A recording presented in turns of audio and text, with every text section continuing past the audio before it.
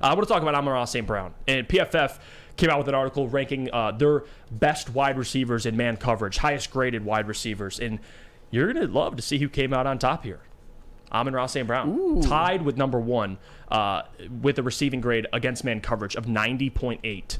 And you know who he's tied with?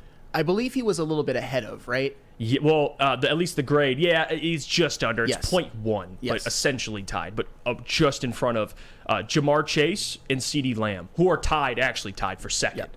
So Amon-Ra St. Brown leads both of those receivers, which funny, CeeDee Lamb's in here, who I made the argument, and we went through this last week at Dispo.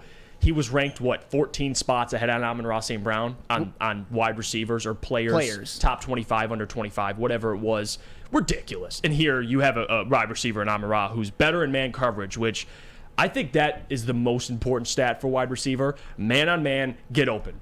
I was about to say, what's the most important thing you can do as an NFL wide receiver? Beat your man one-on-one. And Amon-Ra St. Brown last year, by these numbers, did that better than any wide receiver in the NFL. Last year, when Jared Goff targeted Amon-Ra St. Brown one-on-one, Jared Goff had a 127.7 passer rating, which is absolutely absurd. And look at who Amon-Ra St. Brown is above when it comes to this. He's above Jamar Chase, who is a guy that I think Amon-Ra St. Brown is chasing when it comes to the wide receiver rankings. He's above A.J. Brown. He's significantly ahead of even Justin Jefferson and Tyreek Hill. Just wrap your heads around that. Of all those great wide receivers, for which there are many, I didn't even mention Devontae Adams, Amon-Ra St. Brown reigns supreme when it comes to wide receivers against man coverage. And Jeff, you'd be happy to know, and I did a little bit of digging, it's not just against man coverage. And this is according to PFF, by the way.